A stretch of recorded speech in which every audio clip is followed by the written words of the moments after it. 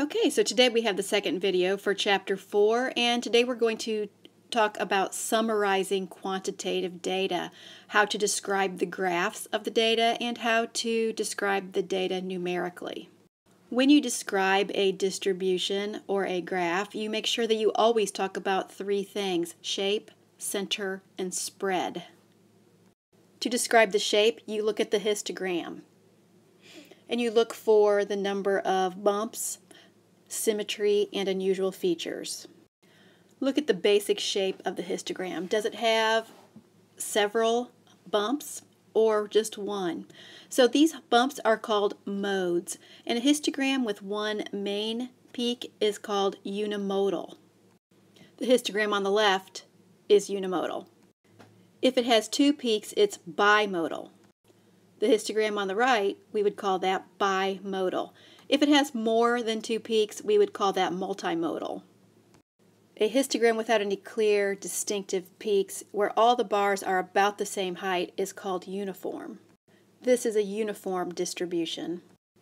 The second part of shape is symmetry. If you can fold the histogram along a vertical line through the middle and the edges match up fairly closely, then you call that symmetric, and you would say the histogram is symmetric or roughly symmetric.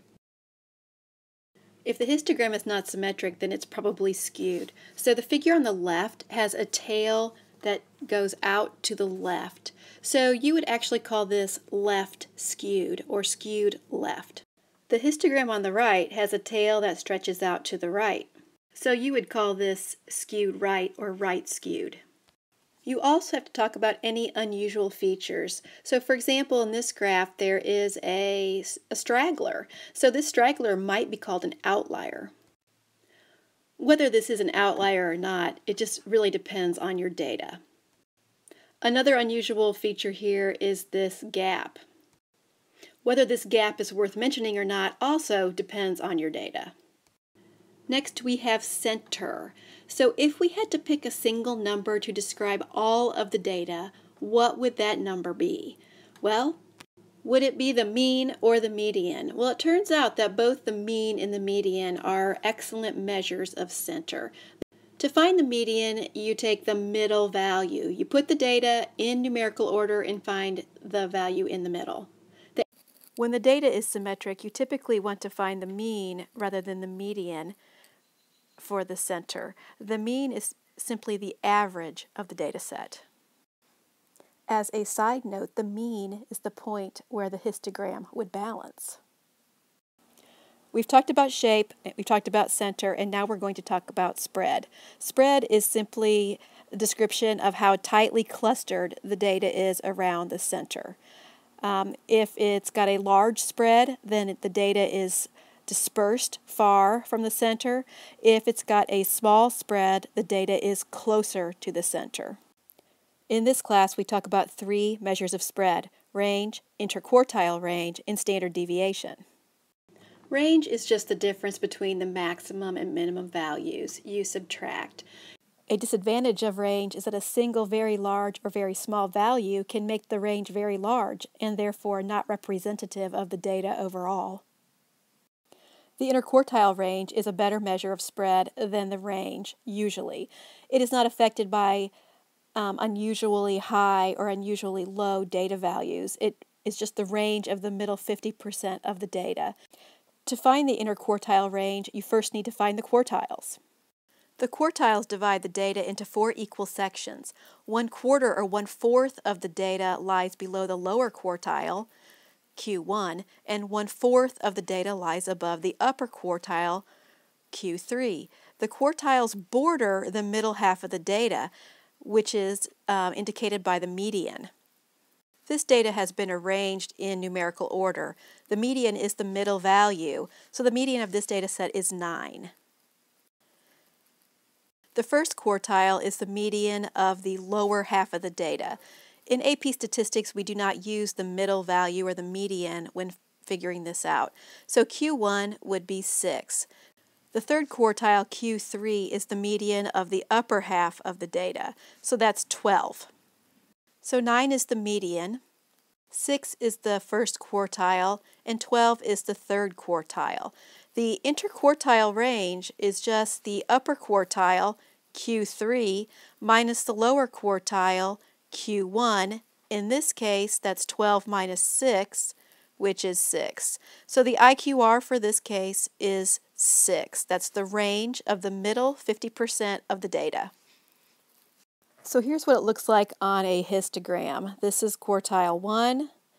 This is right here. This is quartile 3, and this is the IQR from here to here. Other terms we use for quartiles are the 25th and 75th percentiles. So Q1 is the 25th percentile because 25% of the data is below it, and Q3 is the 75th percentile because 75% of the data is below that. The interquartile range, or IQR, contains the middle 50% of the data. Okay, so think about this. What's another name for Q2, the 50th percentile? What do we call that value? All right, let's do an example. To find the percentiles, to find the quartiles, and the interquartile range, first you have to put your data values in order, numerical order. Once they are in numerical order, you can find the median. Well, the median is just the middle value. Then find Q1, which is the median of the lower half of the data. So Q1 here is 6. Then find Q3. Q3, or quartile 3, is the median of the upper half of the data. So that is 12. Now your interquartile range is going to be the difference between Q3 and Q1. So Q3 minus Q1, which in this case will be 12 minus 6 again, or just 6. So what's the range of this data? Well, range is just the max minus the min, the maximum value minus the minimum value. The maximum value here is 13, and the minimum value here is 2. So the actual range of this data is 11, but the interquartile range is 6. To describe this set of data, you would have to draw a histogram and report the shape. The shape of this histogram is roughly unimodal, and I would call this slightly left skewed. The center is the median, it's 8, and the spread is the interquartile range, or IQR, of 6. All right, so we're ready for the 5-number summary. The 5-number summary of a distribution reports its median, quartiles, and maximum and minimum values, and you typically write that in a box. For the data we were working with on the previous slide, the minimum was 2, the first quartile, or Q1, was 6, the median was 8, the third quartile was 12, and the maximum value was 13. So this is the 5-number summary for our set of data. If your histogram is unimodal and symmetric, then it's better to use the standard deviation to describe the spread. Standard deviation is just a measure of how tightly clustered the data is around the mean. The greater the standard deviation, the more spread out the data is, and the lower the standard deviation, the more tightly clustered the data is about the mean. Okay, so be sure that you understand this image right here. The red graph shows that all the data, or a lot of the data, most of the data, is within this area. So this data has a very small standard deviation because this would be the mean. The other, the blue, well, it's a lot more spread out. So the blue data, in the blue graph, the data is all in here.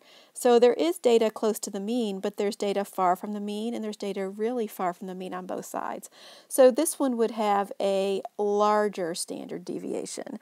The green one, it would have some kind of standard deviation between the other two.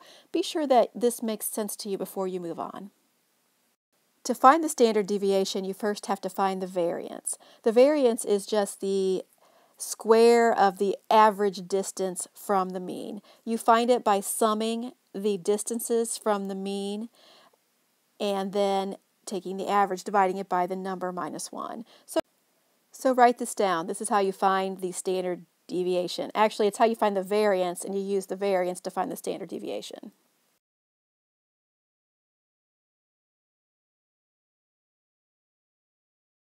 The standard deviation is just the square root of the variance, and it's in the same units as the original data. The standard deviation is the actual measure of how spread out the data is. This is going to be very important for us.